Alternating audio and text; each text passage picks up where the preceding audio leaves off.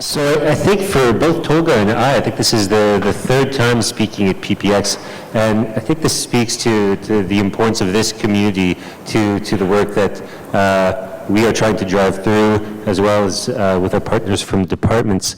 And when I come to various venues and talk about the results and delivery approach or the role of CRDOs, I always find it's useful to take a few moments just to think back where we've been, why overall we've decided to move forward with the results and delivery approach, what brought us to this point, and sort of remind ourselves of the objectives of what we're trying to do.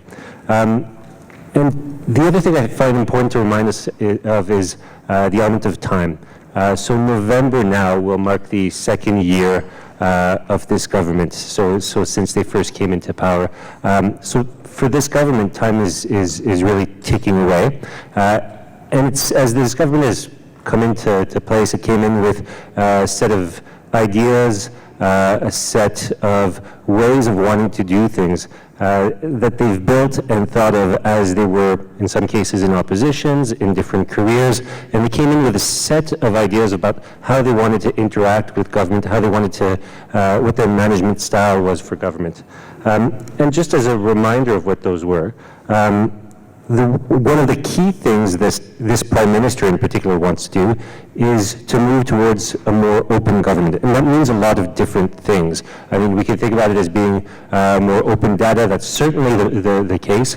But more fundamentally than that, I think this is a group of ministers and a Prime Minister that sees the civil service as having become a little too turned in on itself and needing to be able to work with civil society, needing to be able to work with academic society, needing to be able to work with other levels of government in a new, different, and more open way. And the second thing that they came in, and I would say was a major thrust for this government, and one that's very linked, is wanting to take an approach which is fundamentally an evidence-based approach and one that's based on outcomes. And those two things to me are very linked, because if you think of it from the perspective of civil society, of not-for-profits, as they're looking to work and work with us and think about how they can contribute to the same objectives that the government wants to pursue, which is, building a Canada that works, building institutions that works, having programs that work. We need to be able to express to these various actors within societies what are the ultimate objectives we're trying to achieve. And finally, they came in with a number of key advisors to the PM had experience with this. They came in with a notion of how to interact with government, which was partly informed by some of the work that Sir Michael Bouwer and the Deliverology Unit had done in the UK under the Bouwer government. And I think you heard from one of Delivery Associates members this morning, Nick Rodriguez, and so he would have been talking to you about the principles of the approach.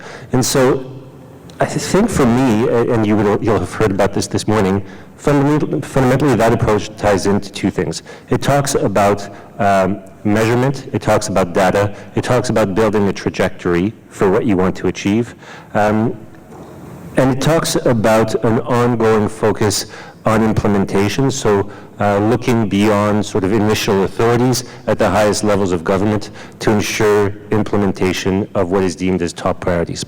So they came in with these philosophies, they came in with these ideas, and so last January they set up the Results and Delivery Unit, my unit. My boss, Matthew Mendelson, was named the Deputy Secretary. I was named shortly after.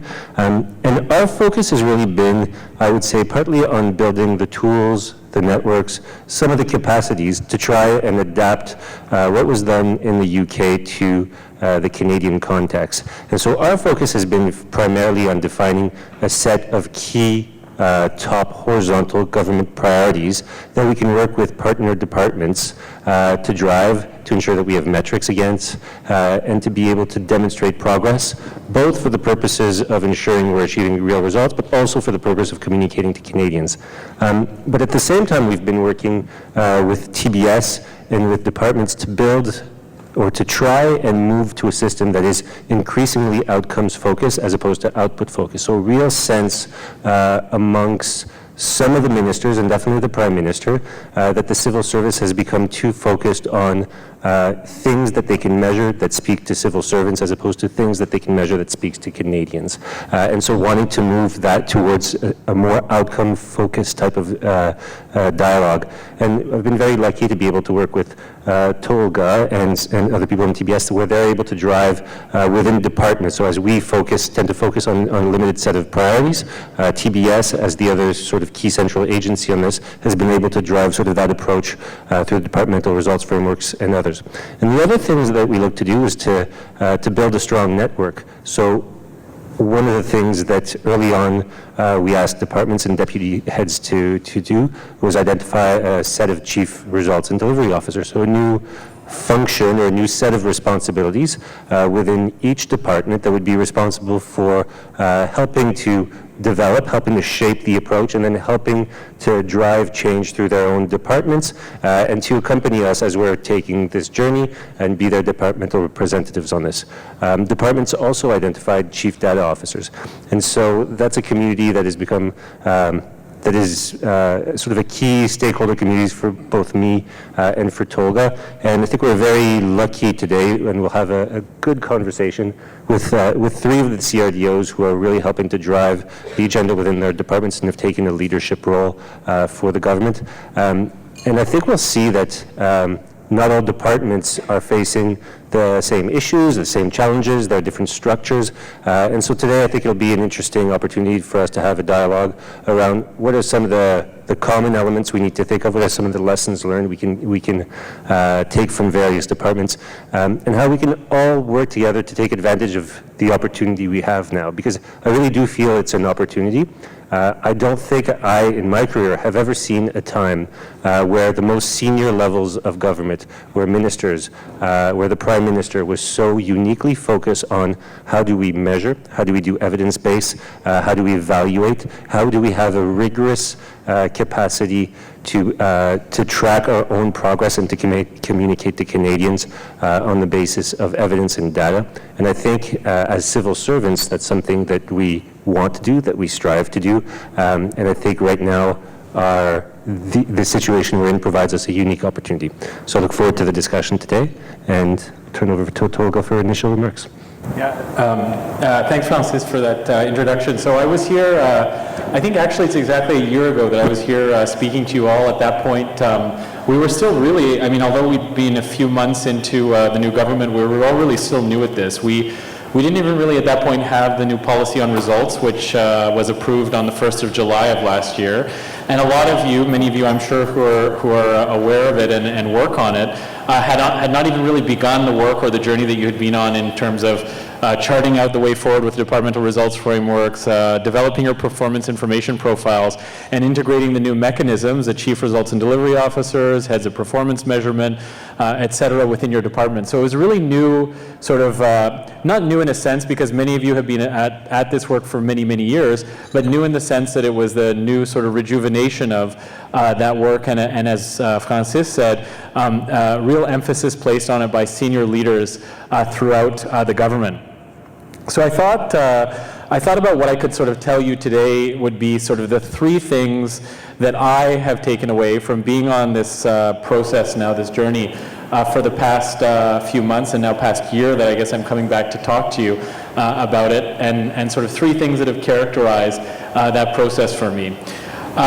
So when I kind of joined this agenda and started leading the current team that I led, like I knew really nothing about performance measurement, probably less about evaluation.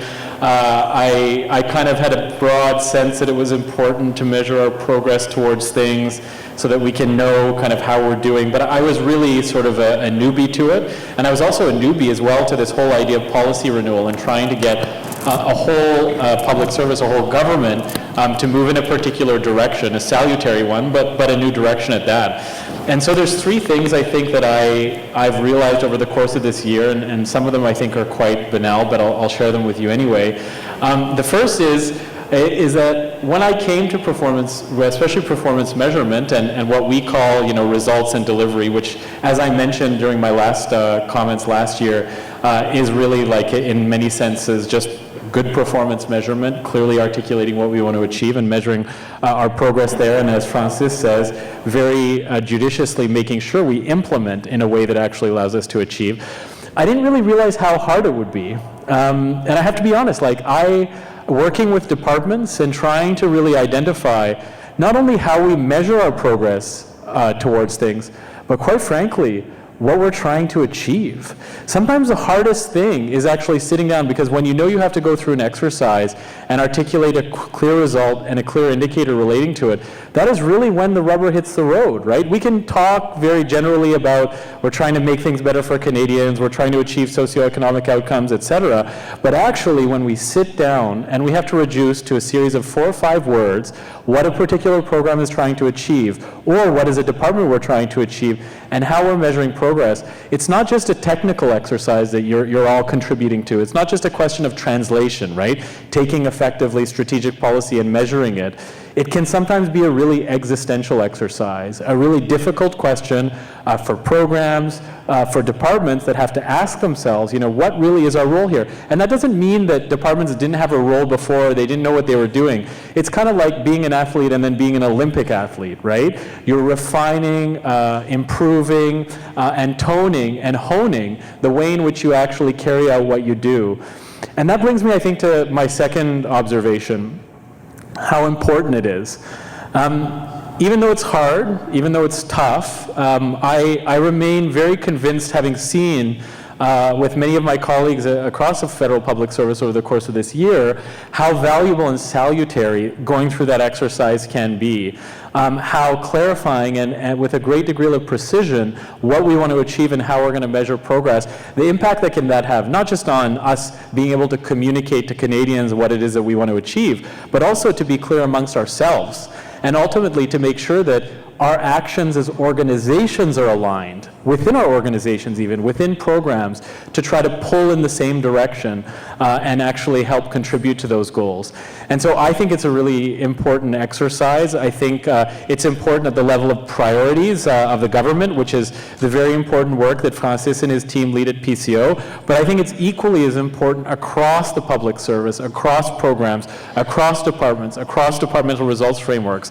Having that clear focus as an organization allows us to make sure that with every small action that we actually take, that we have that objective in mind. And I think that's really important for people and their sense of pertinence to their job, their sense of self-realization, that they have a clear sense of what it is that they're trying to achieve and what they're part of. And I think it helps us achieve overall better outcomes.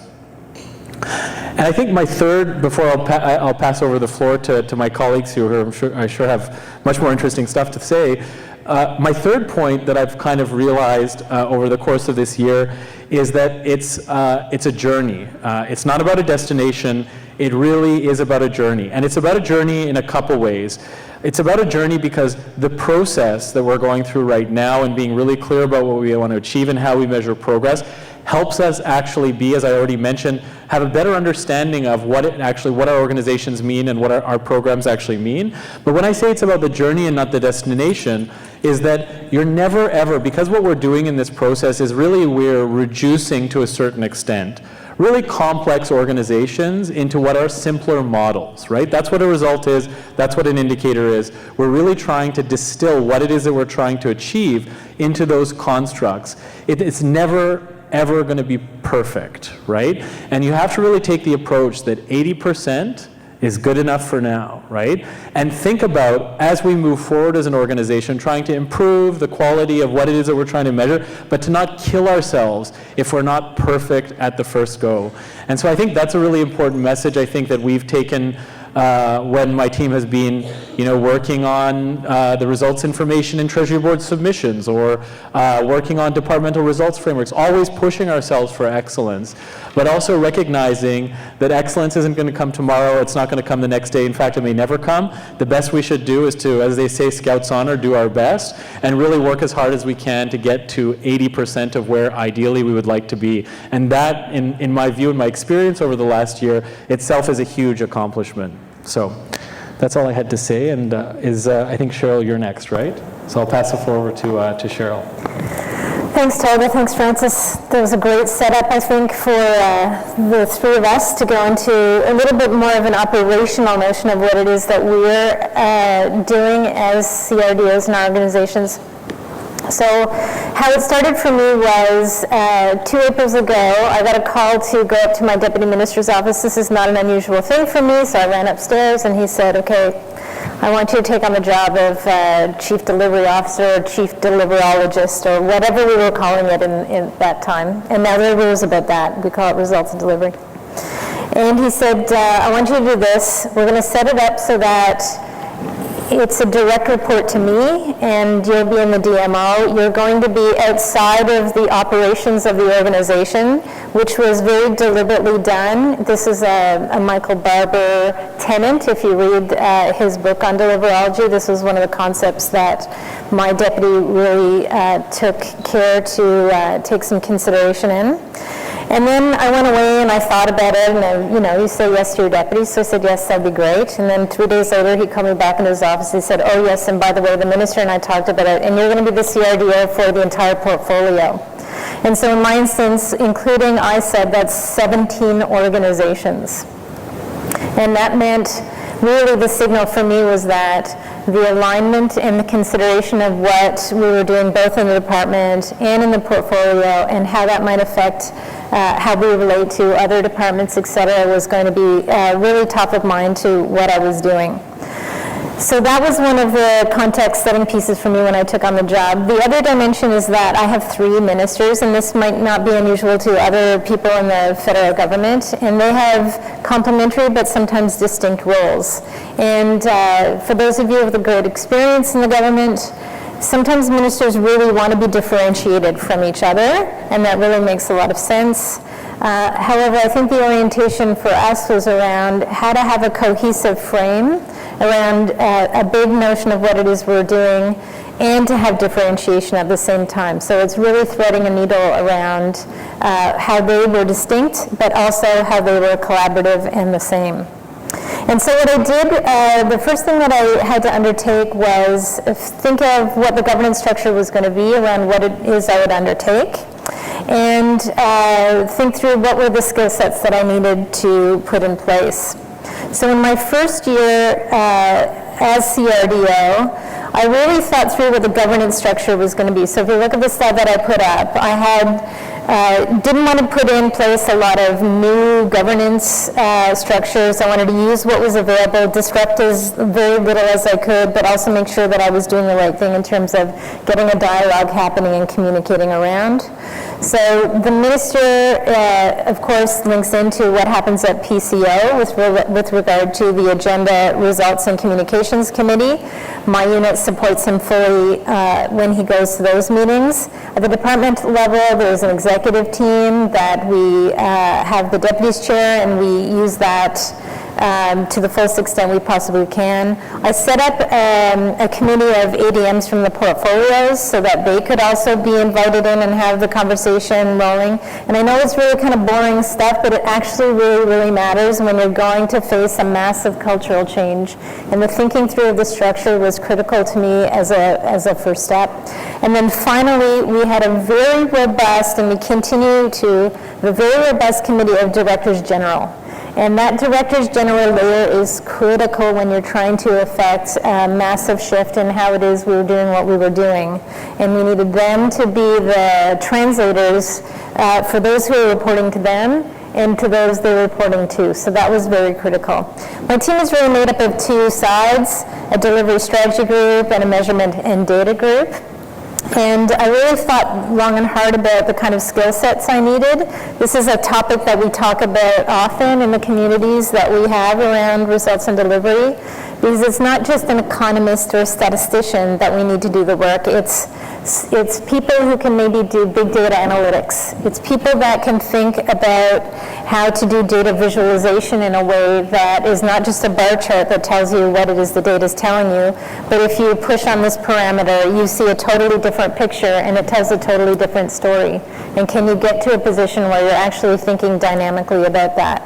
And then the other skill set is, do you have people who can interact with those across many different fora to be able to express what it is that we're trying to achieve, get buy-in from those we need to have contribute to this, and have them do it in such a way as willing partners. And that was also one of the very challenging things. So in the first year, what I did was 3 things beyond build a team. The first thing we had to do was really think through, in our department, what the frame was that we needed to put in place in order to articulate what the results and delivery approach was going to be. And this really started as early as like the same month I was appointed as CRDO. I remember very distinctly there was a cabinet retreat happening that April. My minister was on first base or on deck, I suppose, to put forward an innovation agenda. And the spotlight turned to me and my group at the time to start initiating what the innovation agenda was. And half of the deck at that time, and this was the first real foray into this, was about what targets we would put in place to measure for the economy. And that really got the ball rolling. That got the ball rolling in the department, and it got the ball rolling at the conversation of the political teams that were thinking about this. So I think the biggest achievement I did was we took the advice from our colleagues, we worked with everybody around town, and we wrote the Innovation and Skills Agenda, this Innovation and Skills Plan Charter. It's quite a hefty document, and we did it probably a little bit differently than other folks did. It really spans 3 areas. What we often refer to as people, technology, and companies. And it's framed around areas where we think we need to address some of the pressing issues around innovation and the Canadian economy as we saw it. What we're really trying to address, and we were using the charter and the results and delivery work as a vehicle to express, was Canada's outcomes, and the metrics are showing this, and this really expresses how important the data is. Canada's outcomes are not ideal. In fact, in some areas, they really stink. When you see that we're 22nd in terms of how much our businesses spend on R&D, that's emblematic of how far behind we are relative to, for instance, other OECD, other developed nations. This is very chilling to see when you're in the hot seat as a minister and you have to try to do something to change that trajectory. This was a slide that we took from the Finance Growth Council work that they did advising the finance minister. The addition that we did was show, and this is how data is really, really important. What we showed was the direction in which these have been going. So they're not stable, they're not just snapshots in time, they're going down. They're on a downward trend. So for us, it was really about what's the frame, what do we need to focus on, what it is we've been doing, and how we've been thinking. And we're now at a point where we have a charter that is really robust and has a whole series of narratives and metrics around that. The second thing that I've been doing is addressing data gaps, because when you start kind of turning over rocks and revealing what's underneath the hood, you see that there are areas in which we've been poor as government and then other organizations perhaps at collecting certain data, and we need to fix those. One of the most revealing, and it was signaled also in the 2016 budget, was we have poor data on clean technology. And so when you have a government that's extremely proactive on clean technology, and you can't really measure it well, you need to address that, and you need to address it quickly. And you have to do that with others who have very big interest in doing that with you. Neil has been a fantastic partner in this work with us. And then some areas where government, as Francis was saying, they had ideas they brought to the table. There's new things that they wanted to think about, social entrepreneurship. This is absolutely greenfield for the government. And so you have to start thinking about, okay, well, how would I measure that? I put a target in the window, but then how do I even go about measuring that? And so one of the things I've been thinking about is how do I even go about filling the gaps, doing some new things, and doing in a way that actually is operationally feasible, that might be, cheap and cheerful, but still really effective, and or leverage things that you're already doing. And then I would say the other big thing that I have been doing is focus on communications and engagement. This is a very big cultural change. Tolga and Francis alluded to that as well.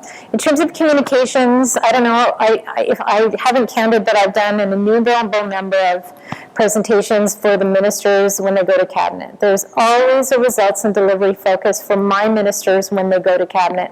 They are absolute adherents to what it is the Prime Minister has signaled he wants them to focus on, and they are committed to this work. It matters to them a lot. In fact, my minister said to me when it was identified I was going to be a CRDO, he said, I'm going to be the best at this, right, Cheryl? I'm going to be the best.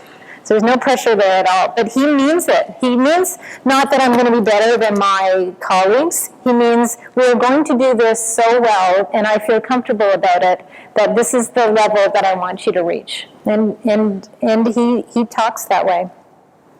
And then finally, it's really about what the culture change is happening within the department and how it is this is manifesting in their work. How is it real to them? So on the PCO side of the equation, because there's kind of two veins to it, there's the what are we doing in MCs and new initiatives and how we make that real and practical and doable, and how does that link into what we need to do for Treasury Board and making that real and practical and measurable. We have charter. We're going to have a DRF. Those things should not be two things that are kind of slightly off one another, so that you're kind of measuring the same thing but slightly differently for one as for the other, to cause a whole bunch of grief and heartache.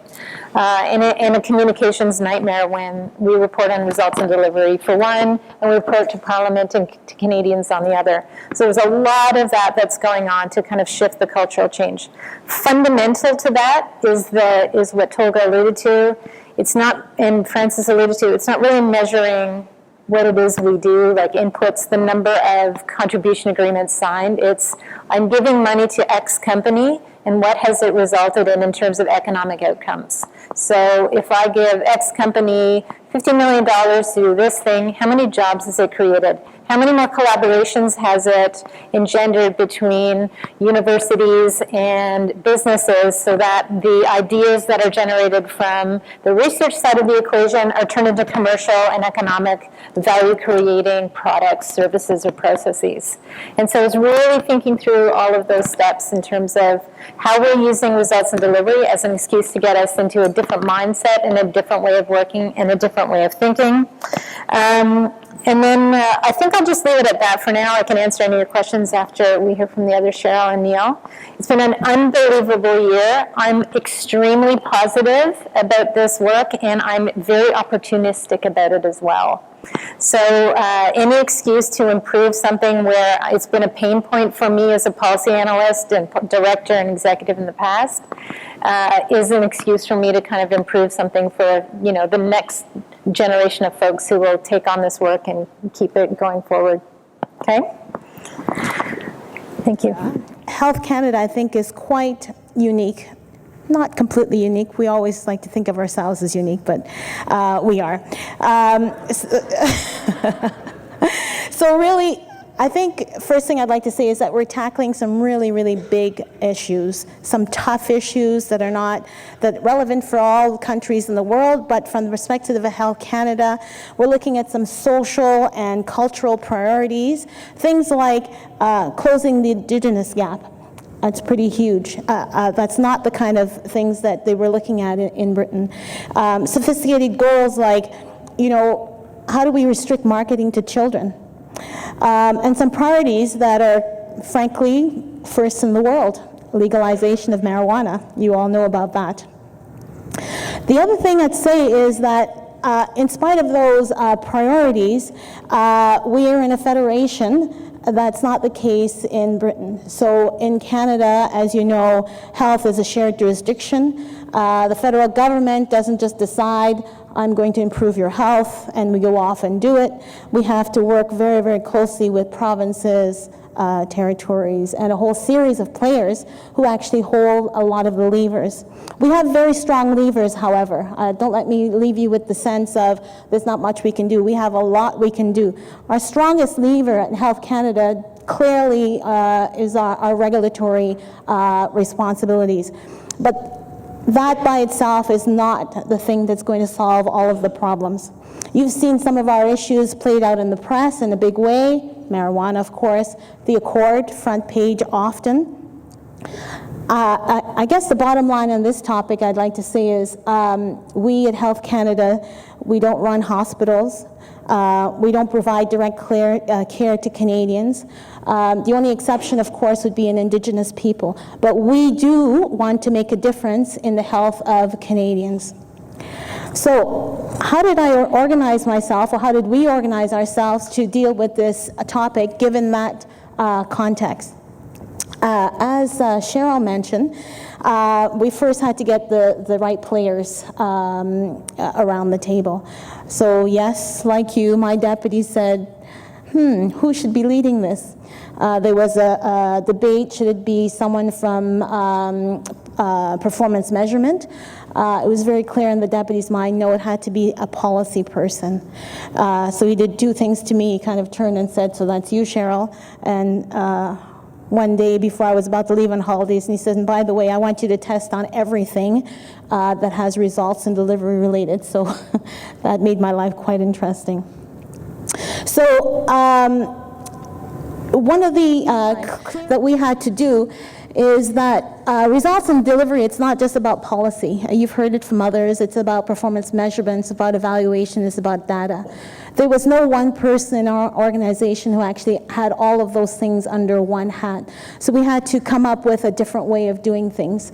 So what we did was we created what we call the G4. It's an organization with all the key players. We meet on a regular basis. We had to make sure that we were on the same page all the time.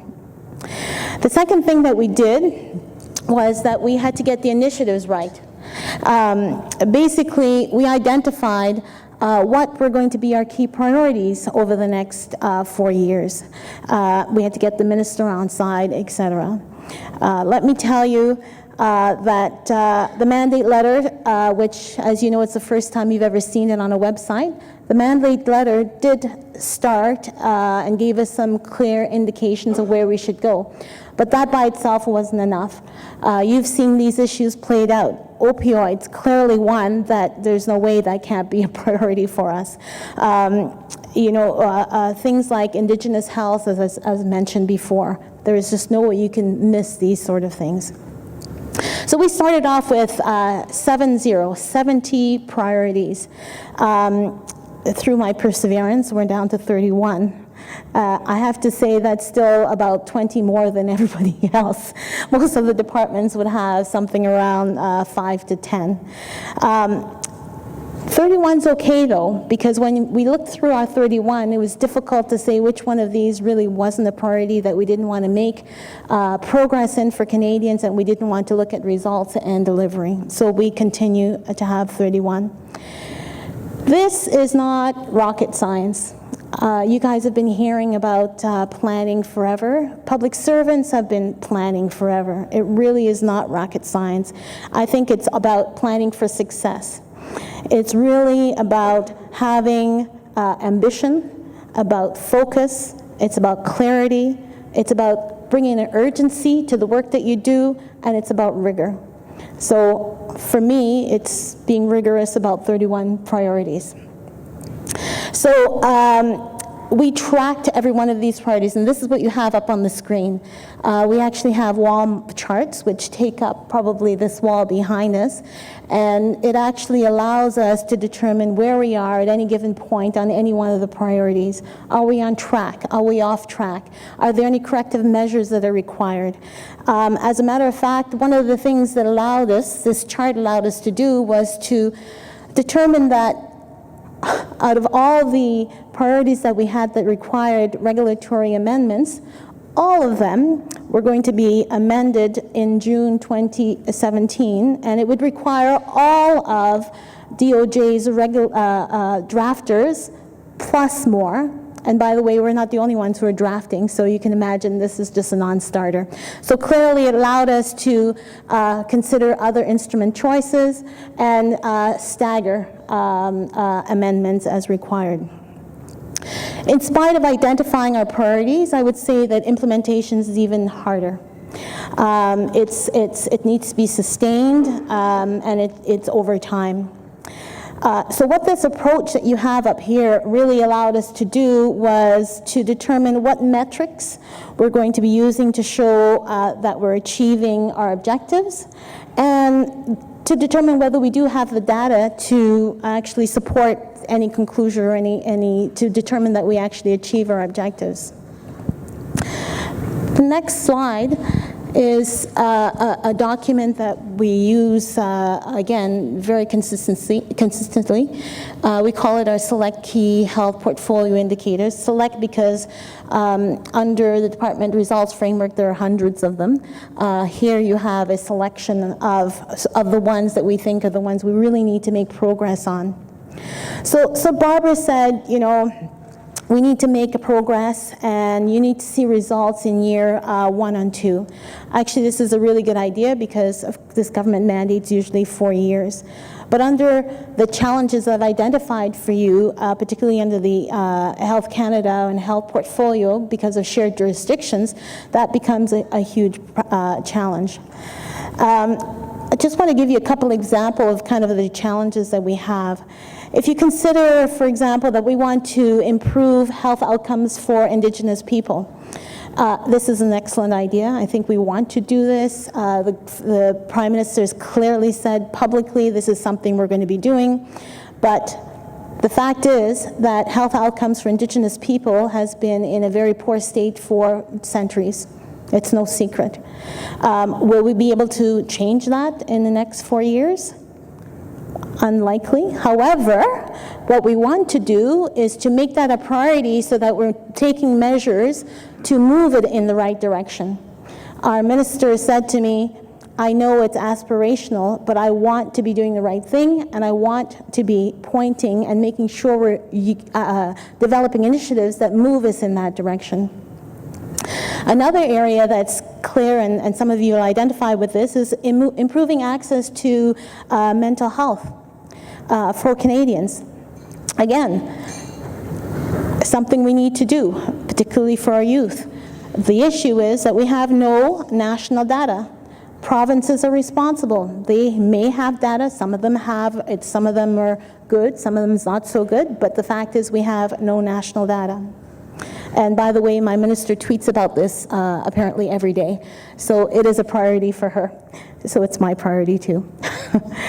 Another area, you've probably heard this, my minister's made announcements in this area, but drug prices is a big issue.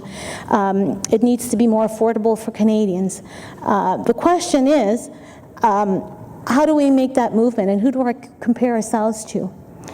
Do we compare ourselves to United States, who's actually the worst in this area?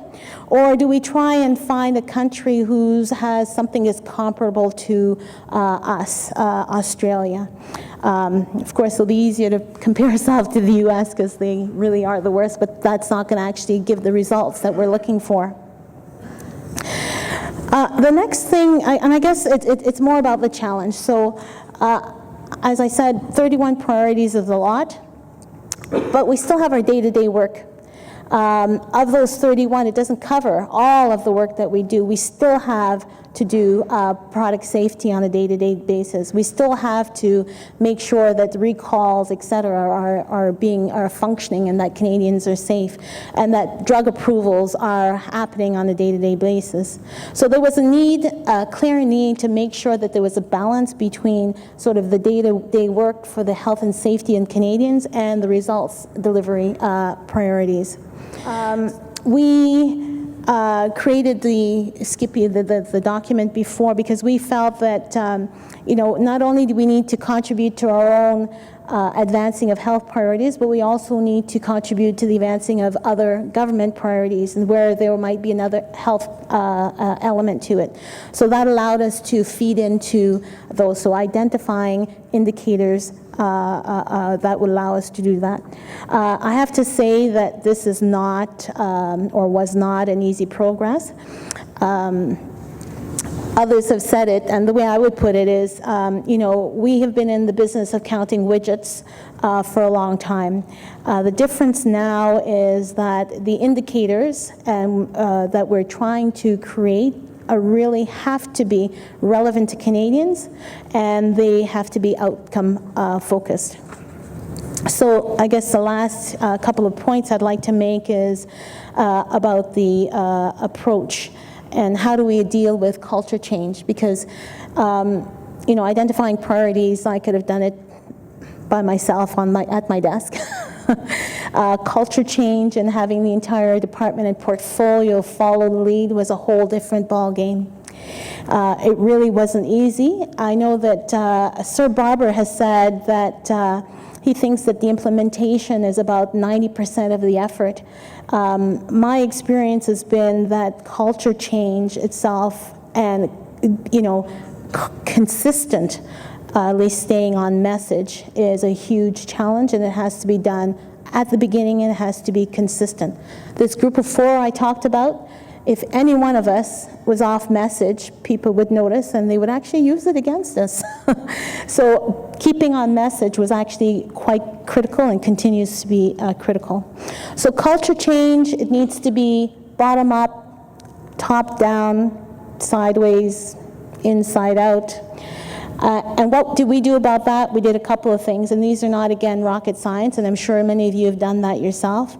We did a roadshow at all levels. I went to executive committees. I had my staff meet with analysts at the director. My directors meet at director levels. Met with minister's office regularly. Held regular calls at the portfolio level, because as Cheryl said, it's not just about the department, it's about bringing the entire portfolio together. So G4 regularly, weekly, senior management, as I said. And the last thing we did was, and that's more recent, is we created a booklet, which I brought examples for you, so you can probably get a copy on your way out. And basically it's a booklet that tells you, we've got a quote, everything you ever want to know about deliverology but afraid to ask. So there it is. And so I'll just end by saying it's been a wonderful journey for me. It's exciting. I've been in government for an awfully long time.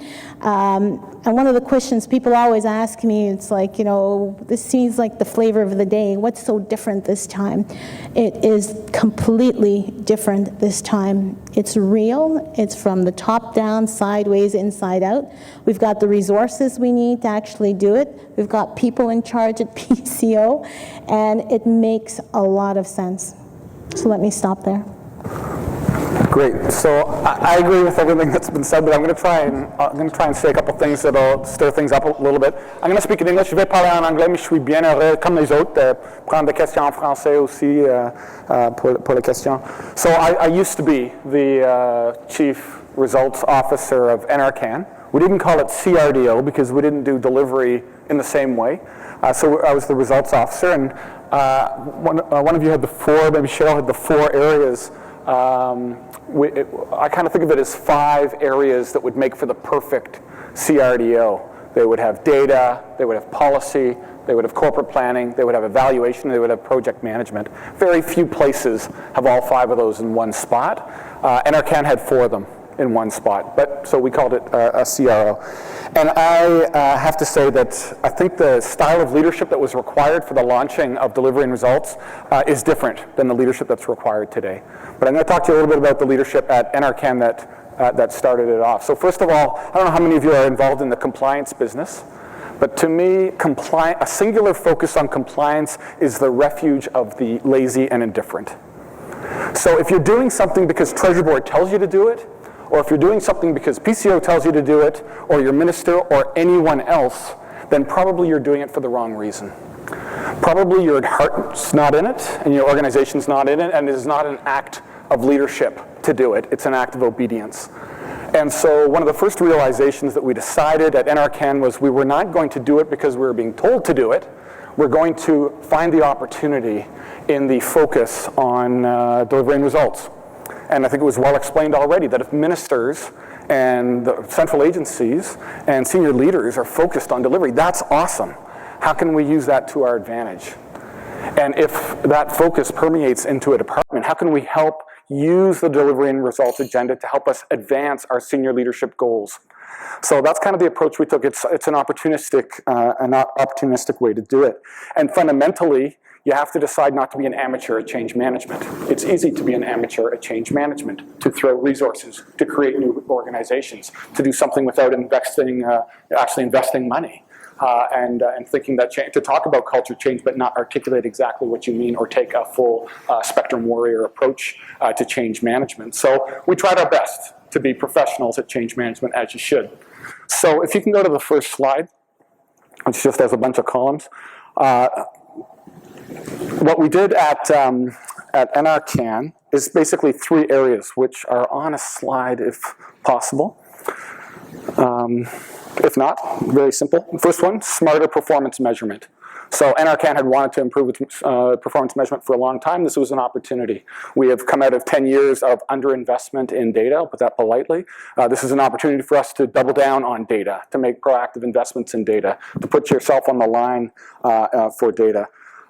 Questions about whether that will increase burden. We take central agencies at their word that it would not increase reporting burden, but at NRCan we decided to trust but verify, and we did a baseline measurement of the amount of reporting burden for TBS policies, and we mean to come back. I've left the organization now, but they'll come back and do another time value study to see whether or not the reporting burden has gone down or gone up with the new delivery and results agenda. The second area was planning and execution. Every organization needs good change management practices and strong project management that is integrated to the rest of the department.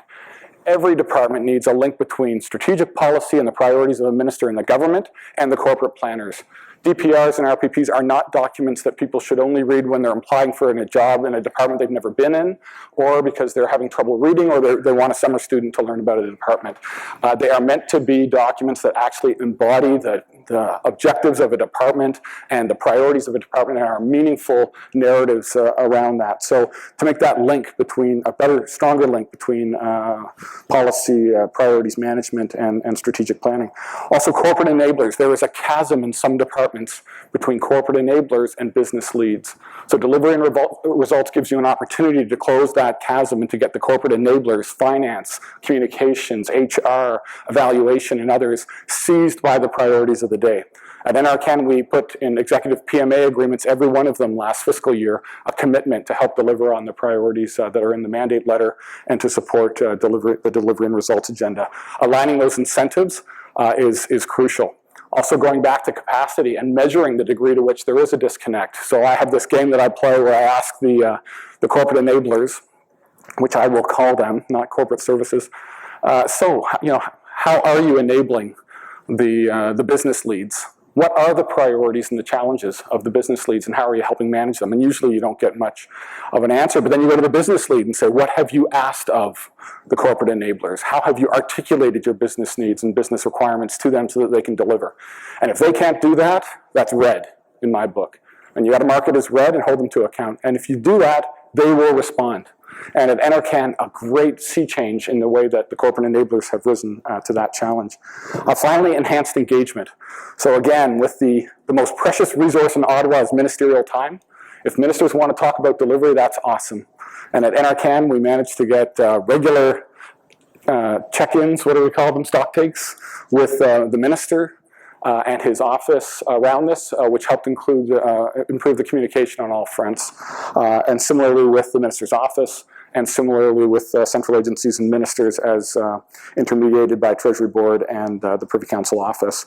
Also on horizontality. So if the delivery and results agenda can help bring departments together and to bring people around the table and drive some of those integration, then that's a good thing.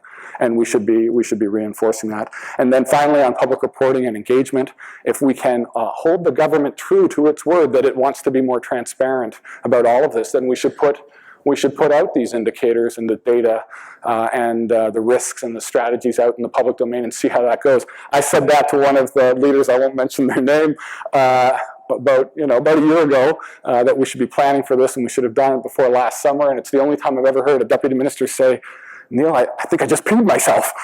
He was so, afraid of what the implications might be of being that kind of transparent about those sorts of priorities. But that's exactly the kind of thing that the leadership will bring.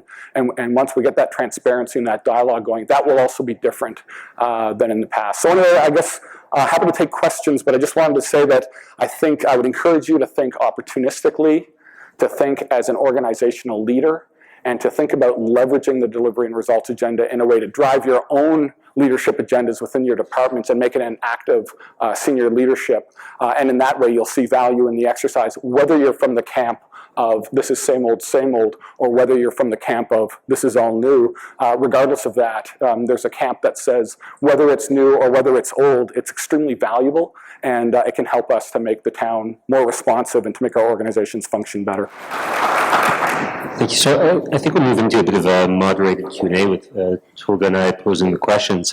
There's a theme running through all the presentations, and that one is around change. And Neil kind of touched it at the end. We've heard it through this presentation from this is an iteration of what we've always done to this is more transformational. And I'm curious from sort of your vantage points within departments, to what extent has this been something that is more transformational in terms of change, a major change, or to what extent has been an iterative, and what have been the both the hurdles and the levers you've had at your disposal to drive the type of results you wanted? Now, I've been privileged. I would just like to note that I think when I first became an ADM, I got the chance to hear Neil speak about change and about how you manage change. So I'd ask him whether he could get off in that context. Sure. So I would say there are some parts of our organizations that need to be empowered and enabled.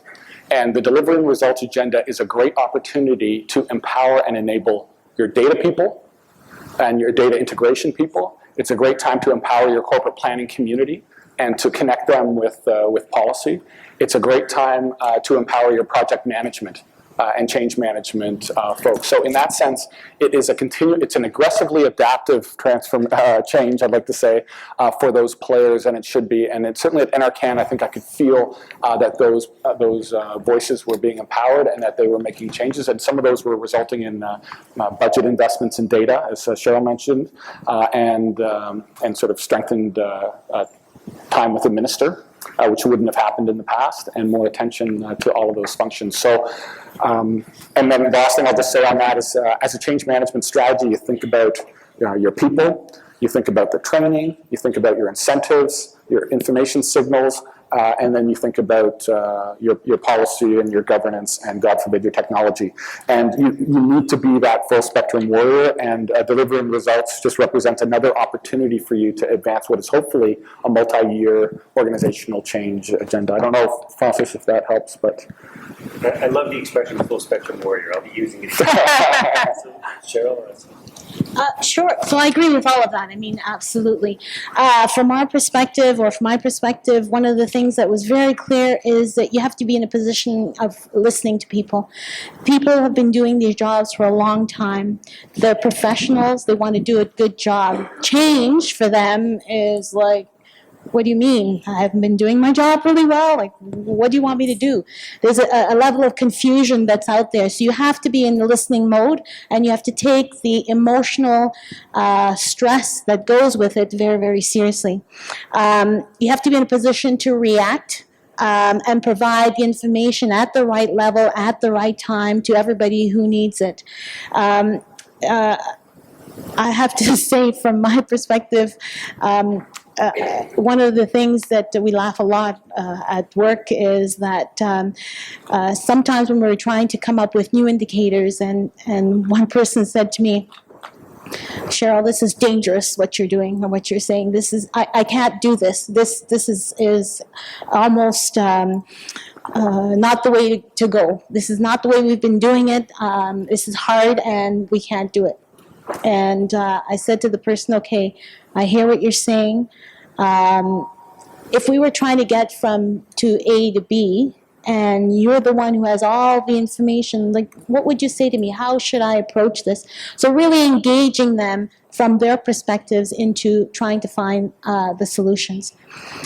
I always say to my staff, my measure of success in terms of culture change is the fact that I do not get run over by a car every single night when I'm going home at night, because this is how big it is. Like, people, it's emotional, it's something that has an impact on all of their work.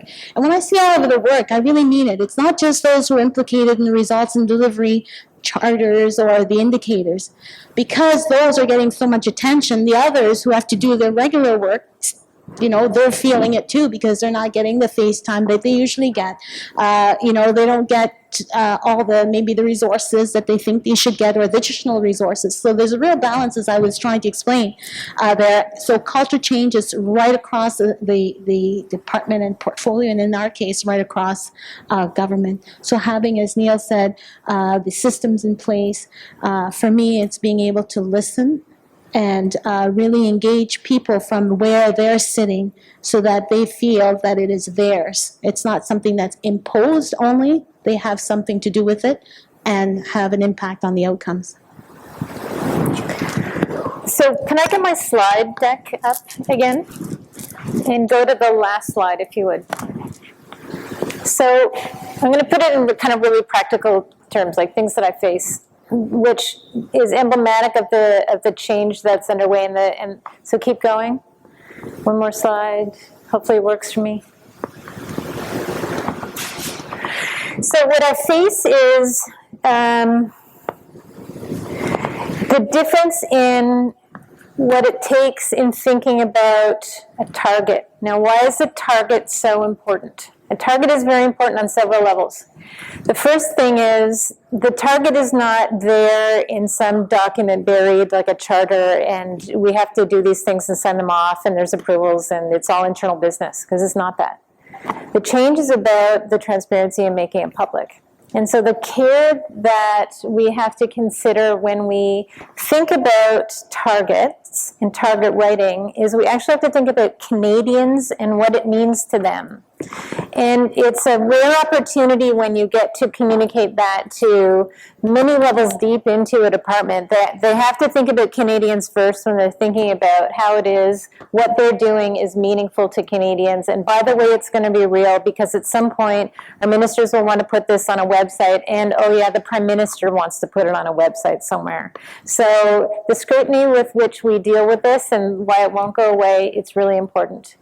We have taken an approach where our targets are measurable. And this is a big shift. We used to do things in DPRs and RPPs where we'd say, improve this or increase that. And what my department has done is said, we're going to double this by this amount of time.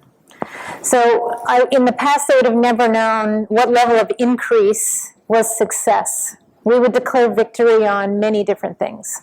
In this instance, I will know what level of progress I'm making over what period of time or not, and what does that tell me about what it is I'm doing. It's a huge, huge shift, how you write that.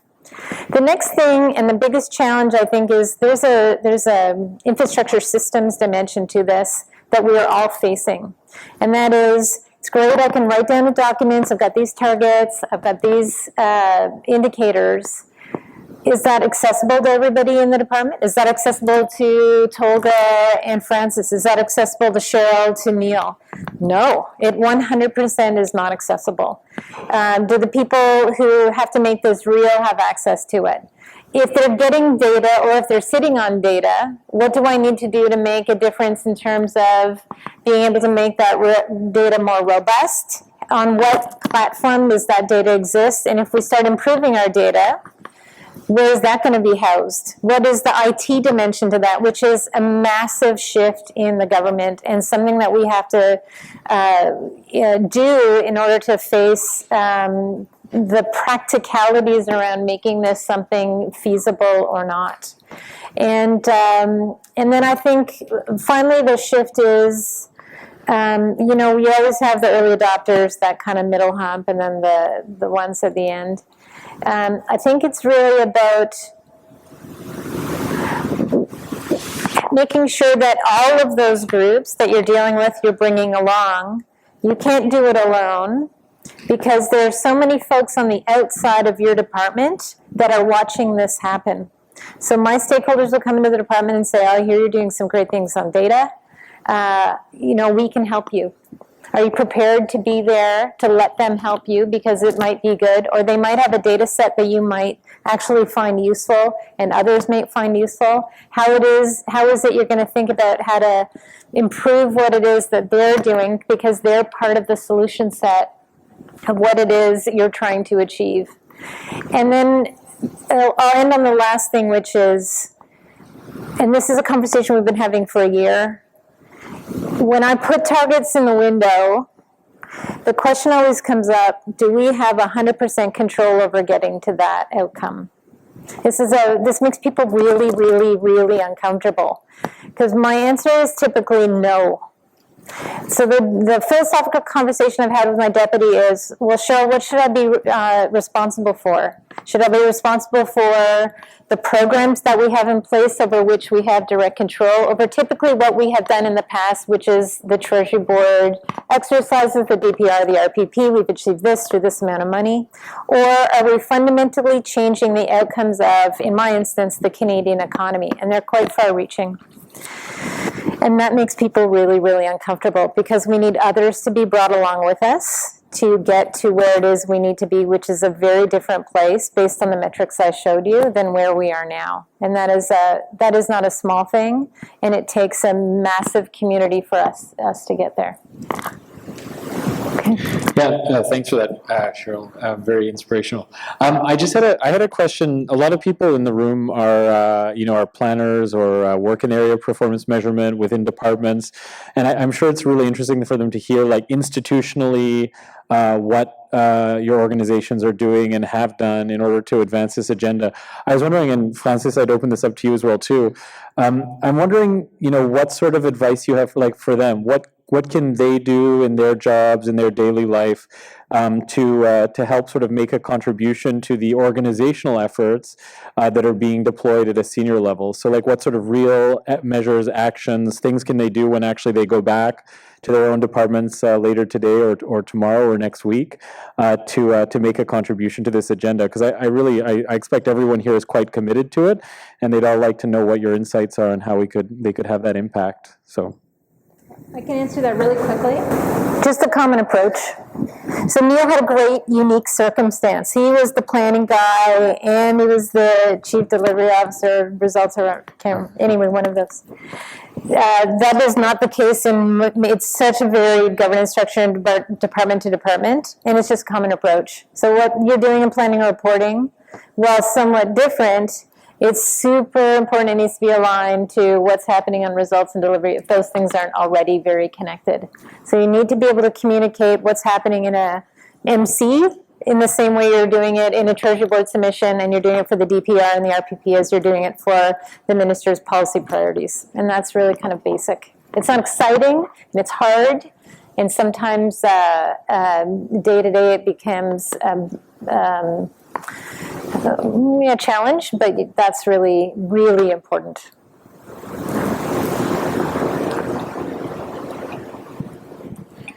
I guess my advice would be, can we hear me? Yes. You each have a voice, you each have a responsibility, you have a day job. Now you know over the last 2 days what the agenda really is, where people are trying to go and the why. So I would use all of your energy and the tools that you have to advance this. This is a very unique opportunity, I think, for us to really make a difference for Canadians. We've always talked about that before. That's what the public service is about. We're about making a difference for Canadians. What this now is giving us an opportunity is to do our work in a way so it actually is measurable and that Canadians will recognize what we're doing for them. I have to say, and it's been a dilemma for me for a long time, when public service gets criticized and Canadians go, well, I don't know, they get paid too much money, I don't know what they do anyway. They really don't. By doing the work that we're doing now, we're articulating major programs that have an impact for all Canadians in a way that they understand what we're doing, why we're doing it, and what outcomes we're trying to achieve on their behalf. So all that to say is, you have a voice, use it, and using that voice means identifying areas where you can advance the work. Some people may not be thinking about it because they're not in your shoes. You've got some information that may be useful, so don't be silent, use it. I guess that's my advice. So similar to that, I would just say, I hire leaders on commitment, on competence, and on character. So just riffing off of that, on the commitment side, commit yourself intellectually to some of the goals of the organization and get involved in the business units that are actually doing it so that you really understand where that's coming from. That requires you to step out of the traditional role of corporate planning and reach into the business units. On competence, this is a new skills set. And it serves you well and your colleagues well to learn that. And there is a community of practice that is developing on a lot of the skill sets here, so I'd really encourage you to do that. Character I won't mention, but I will mention another C, which is coalition. You will have a coalition of support within your organizations for you to show leadership. So cultivate that coalition of support. Find them. I say start or join a cult. Around this because they should exist, because you're not going to have an impact and that impact's not going to be seen if you don't have sort of that coalition of support. Thank you. So I want to leave a little bit of time for questions from the floor. So what I'd like to do is do maybe a last quick question asking for quick responses. Fairly open question, actually, touching on one of three things for each of you. There's a theme that comes through a lot of what we do, and one of those themes is the silos. And it's the silos within the organizations, it's the silos across departments, and it's the silos across level of government or between government and other actors in societies. And curious about your thoughts about what can we do as government to help break down those silos and how that reaches into the results and delivery approach. The other thing I'd ask of any of you is what to date, if anything, has surprised you of your journey to date on the results and delivery. So I think I'll put that sort of as an open question for comments to any of you who's willing to start with it, and then we'll open to the floor for questions. Okay, I can start. Silos. I'll go back to the thing that seems to be a hobby horse. I think if we actually have the right digital tools in place, there will be a lot of opportunity to collaborate across what the data is actually telling us. So what that infrastructure, the manifestation of what that infrastructure could be, can make or break this in a way that makes sense. I hope this is not too kind of theoretical or high level. What I'm talking about is, if we have improved administrative data, if we say, I'm going to give you money, you have to give me data back, and that it totally improves our data. I have that data in my department. That data can be used across sector this, sector that. It can be used in central agency A and B or whatever portfolio agency, and I can give it back to stakeholders. I can give it back to, in my instance, accelerators and incubators. That breaks down barriers between the federal government and the private sector or the non-government. That breaks down barriers between governments. It's a huge vehicle on which, for which we can use to have a common conversation. And by the way, they're thirsty for it. They're desperate to have that conversation. What has surprised me the most? It's really hard. It's harder than I thought it was going to be. It's really hard, and not because it's intellectually hard, and it is a challenge. It's the micro detail you actually have to put to this, because the details absolutely matter where numbers count. That was, I thought it was going to be hard, but not as really hard as it is. I would say that's, whatever that reveals about me, so be it.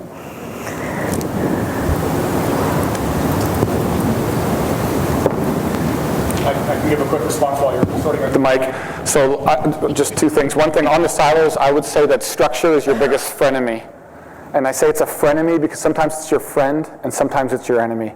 So knowing when to evoke swim lanes and accountabilities and vertical structures versus knowing when to allow people to step outside their roles and act horizontally and create those communities of practice, to me is one of the biggest judgment calls you'll make, and we should all do this. And my advice there is just to step outside your box.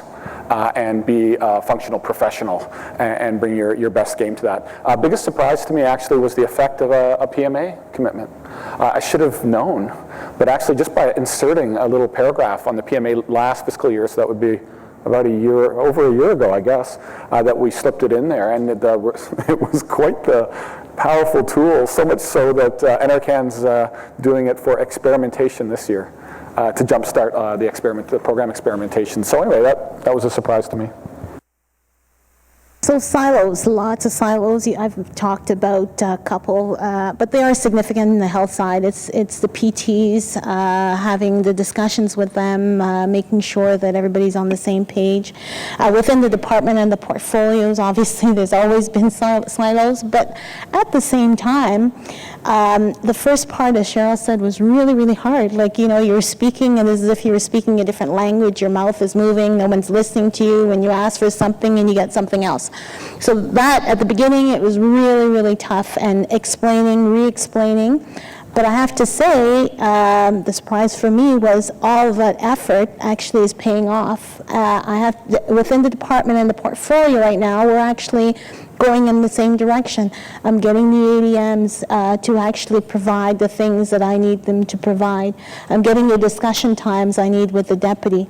All significant. That's going to allow us to move forward. So the surprise was not that it's happening, but at the speed at which it happened for us.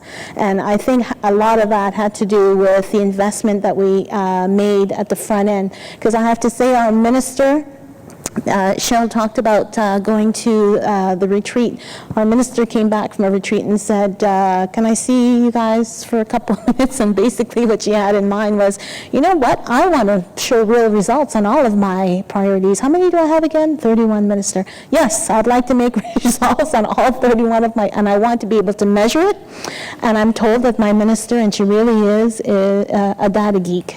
So she gets into the data. She wants to know. She challenges you on what you've got. So, surprise, I've got support right up to the minister level, and as a result, people are on board, and we're getting it done.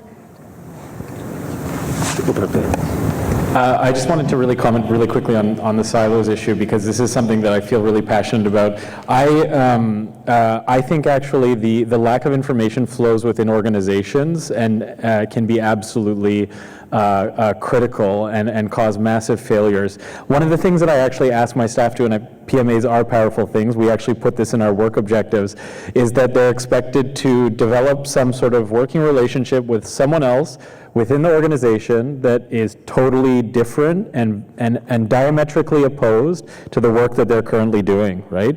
And I think that that's actually something, not that I'm going to answer my last question, but it's something I think that we can all do, and that I should probably do better as well too, is that it's amazing when you do take the time to get out of your planning bubble, get out of your performance measurement bubble, whatever it is, and you get to know the business and really understand and listen to something that somebody else does, even within your own organization, whether it's corporate services, policy, programs, whatever it is, that understanding can actually be really powerful and a really powerful tool. I rely a lot on my team, I have to be honest, because I do a very bad job of breaking down silos myself. I rely a lot on my team and the relationships that they have and the information that they're able to share throughout the organization to be able to actually be effective. So if I could make one recommendation to you guys, I'm sure you all do this anyway, but really take the time to reach out to someone within your organization you never otherwise would reach out to, and learn a little bit about what they do. That information can actually be crucially helpful at really important junctures. I think maybe we have a few minutes for questions from the floor. Okay. So we're here and happy to take questions from anybody. This is the community of practitioners, so we're here and we'd like to hear from you as well. Complaints, criticisms, misgivings, frustrations, compliments as well too. We have a first, brave man. Thank you. I was hesitating, but I'm the first, I guess. I'd like to make a comment, and maybe somebody else might want to respond to it. And what I see is integrity risks. And what I mean by integrity risks, when the ministers, a 4-year mandate is not very long for most of these challenges. Let's take Aboriginal health. Half the a large population live off reserves. There's a lot of causes for the health aspect of Aboriginal people, which has been around for a long, long time. They've been below the Canadian average for a long time. And for 4 years to show a lot of progress or any progress in that area, there might be pressure for those people reporting to cherry pick, distort the facts. So the question, it gets back to using that example, the integrity risks of reporting upwards. And so I guess the question is, how are you dealing with those risks?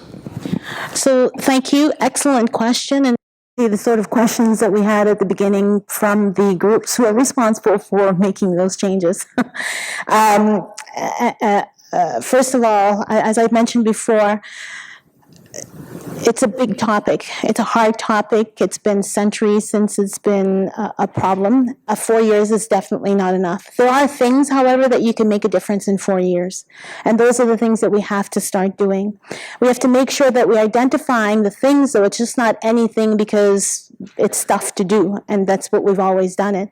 What we're asking people now to do is we've got an objective, which is a longer-term objective. It's aspirational. We know we're not going to get there in 4 years. But what are the things that you can actually do now that's actually going to build on us getting to that point at a later date? That's the difference that we're asking people to do, and it's making a difference. And it's difficult, and it's an integrity risk, as you said, because people are going, well, wait a minute. That means I have to think things completely differently. I need different data sets. And one of the other part of our group of 4 is that because we're 4 doing this, the data person and myself and the performance person are like this. So people can't just come up with a new indicator and think, oh, that sounds good, no one will know what that is, and I won't be able to report on it, and I'll just give them what I want. No. We're actually forcing them to come up with data strategies. We're actually working with them step by step along the way in terms of getting the data. It's one thing, as I said to people, to come up with an indicator, whole different thing to actually get the information to actually report on that data. So that said, you're absolutely right. If you took it from the perspective of just give me what you've got and leave people to it, you will probably not get the results that you're looking for. However, if you ask them to come on board with this longer-term vision and determine what is it that they have in place and can develop to actually advance that vision and help them along the way, you have a higher chance of outcomes. So we spent, it's called the challenge function. We marched every single ADM in and asked them about this indicator that they've put forward. Is it a real indicator? Is it going to be showing the results that we wanted? Where are you getting your data? How often are you going to get that data? How many data points will you have between year 1 and year 4? Do you have a baseline? And in some cases, just because you didn't have a baseline doesn't mean that the indicator is not a good one. We want, if it's the right indicator and you don't have a baseline, we're going to help you get that baseline. Be it investment in funds, working with StatsCan, working with PTs. In our case, we have Canadian Institute of Health Research, CIHI, who actually are in that business. It may require working with PTs even more closely because, as I said before, they're the ones who actually have a lot of the data, so we might have to get it from them. So it requires a different way of working, and we're not afraid of that if we're looking for the outcome that we've said that we want. So we're in their face all the time. Can I also just come back on that too to say, like, what's the alternative? So governments and public servants have always been trying to show progress against government priorities. The question is that progress report going to be written by someone from communications or someone from policy? I'm a policy guy, so God help us if it's a wonk. Or is it going to be written by someone who actually goes to the data? And are you going to agree on those measures and do the due diligence that Cheryl's talking about? So I think the way to look at it is that the alternative is from an assurance, oversight, and mitigation perspective is not better. And so, while you rightly identify some risk, I would say if you put that into perspective from what the ex-ante practice would be, it's better. It's more rigorous and more data-driven by design. Can I just add one final thing to this, which is you give a lot of thought to the targets you put in place.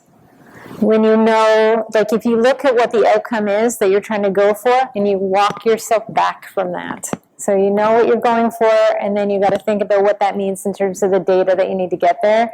And integrity is, there's no, like, Neil's got it bang on. In my instance, if I don't do it, somebody else is going to do it. There's tons of information going on about the economy right now, and so we need to be at the table doing as much as we can to do at least as well as what's going on elsewhere, and making sure we're connecting on that, because otherwise it'll be reported, it'll be in the Globe and Mail, it'll be in the National Post, it'll be in the New York Times maybe. It's a good question, I'm sorry. So I think we have time for one more question, sir. Thank you so much. I'm really excited and encouraged by what I've been hearing from you and your colleagues over the last 2 days, and what I've been seeing, and the passion and the intensity with which you deal with this challenge, and it's a big challenge. I have a question though about courage and trust. Courage and trust to deal with some of the shortcomings that are going to be exposed publicly, and how we're going to deal with them. Because I think if you want to instill culture change, how you do that is going to make or break where we go forward. Thank you. I mean, I can start on that. This link, your question kind of links to the last question as well too, is that, if we don't actually achieve the results that we had planned on achieving, if we don't actually see the changes that we actually want to see in the environment, what is the impact of that going to be? How will that actually play out? Will people withdraw when they see the impacts of those sort of negative news stories? I mean, we have to, in a sense, take our cues from our political masters. Francis can talk about this as well too, but the Prime Minister has over and over again emphasized the importance of we don't always succeed, and where we don't actually succeed, and actually we don't have anyone up here from IRCC, but the Syrian repatriation. Sorry, am I stealing all of your thunder, Francis? Okay, the Syrian repatriation exercise was a really good example, right? Like, we had set targets, we hoped to do what we were going to do, and Minister McCallum came out and was very transparent about not actually being able to achieve them as planned, but that they had learned a lot through the process, and they weren't willing to compromise on security of Canadians in that process of patriating them. So I think we have to take at face value the goodwill that we've seen on the part of our political masters, and bring that into our own work as well too, and I think really appreciate that, even on a micro level, with our own divisions, with our own teams, with our performance agreements, whatever it is, we have to accept that actually there's a really important process to be played by learning and thinking about, well, when we didn't achieve what we wanted to achieve, what was the impact of that? Why did that happen? How are we calibrating going forward? How are we changing things? That's exactly right. And I think what we have right now is a Prime Minister and ministers that have said, we want to do this, we want to engage in a different type of dialogue with Canadians. And I think on our end, what we have to do is equip them properly to have that dialogue. And what was so interesting about the Syrian example is that they had the frequent data, the frequent updates to be able to have an ongoing conversation with Canadians and manage the expectations. I remember a while back I had a conversation with somebody who was talking about RPDs and DPRs and telling me, well, you know what, at the end of the day, when we send them up for approvals, they get whitewashed. Well, obviously, if you don't equip a minister to be able to manage the conversation around their objectives, around their targets, and to be able to manage that conversation with Canadians, and they are surprised when they see the results at the end, their instant reaction will be to not want to engage in that conversation. But in the Syrian refugee example was a great example where the conversation with Canadians was one that was able to be managed through the entire process, expectations to be managed through the entire process, and to engage in a different kind of dialogue with Canadians. Canadians. I think we're a little over time, so I think we'll just bring it to closing remarks. From my, and maybe on my end, I think what we're dealing with right now is an interesting situation in Canada and elsewhere as well. We are in a time where there's eroding confidence in governments. We're in a time in sort of all the data, the public opinion shows that. And we're in a time and with a government that is wanting to be able to show the value of government to citizens. And we're being asked to equip them to do that, and to equip them in a way that is not communication, not spin, but that allows an ongoing engagement where politicians and government is able to demonstrate ongoing value that they bring to society. And so it's an amazing challenge to have as a civil service. I think we're all sort of seized with that opportunity. And I think it'll be the challenge for a modern civil service to do this, and to do this in partnership with all stakeholders, and in partnership with all the areas of the organization, all the areas of the government, so that we're able to continue to demonstrate the value that government has for Canadian citizens. So I think it's an exciting